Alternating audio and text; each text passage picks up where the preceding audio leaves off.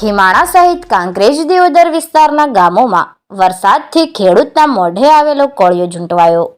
મગફળી સહિત નીચાણવાળા વિસ્તારોમાં વાવેતર કરેલ રાયડો, ઘઉં જેવા ખેતી પાકો તેમજ ઘાસચારાને વ્યાપક નુકસાન।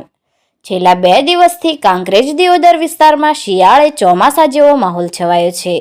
ત્યારે હાલમાં એક તરફ જગતનો તાત ખેડૂત પોતાના ખેતરમાં મગફળીનું ઉત્પાદન લઈ રહ્યો છે, તો બીજી તરફ વરસાદ વિલન બન્યો છે।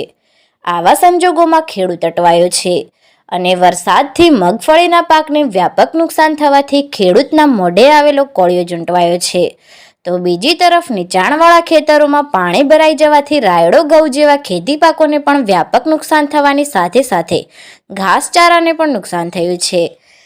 છેલ્લા 2 દિવસથી ભર શિયાળે ચોમાસા જેવા માહોલથી હાલમાં જગતનો તાત ખેડૂત મૂંઝવણમાં મુકાયો છે, તો પશુપાલકો પણ વરસાદથી મૂંઝવણમાં મુકાયા છે, કારણ કે વરસાદી માહોલ વચ્ચે પોતાના પશુઓને ઘાસચારો ખવડાવવાની પણ સમસ્યા ઊભી થઈ છે।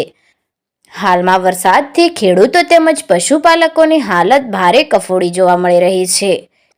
એક તરફ જગતનો તાત ખેડૂત બેંકોમાંથી પાક ધિરાણનો સહારો લઈ પોતાના ખેતરોમાં મોંઘા મોલા બિયારણ લાવી વાવેતર કરે અને રાત પરોળિયું એક કરી સખત મહેનત કરે, એવામાં ખરા ટાઈમે ઉત્પાદન લેવાની વેળાએ જ વરસાદ, વાવાઝોડા જેવા કુદરતી સંકટો આવે એટલે જગતનો તાત કુદરત આગળ લાચાર બની જતો હોય છે અને પોતાના મોઢે આવેલો કોળિયો ઝૂંટવાઈ જતા ખેડૂત દેવાના ડુંગર તળે ડૂબતો જ જતો હોય છે।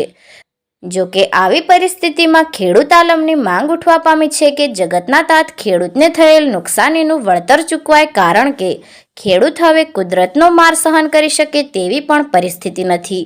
રિપોર્ટ કેતન વસૈયા, ખીમાણા।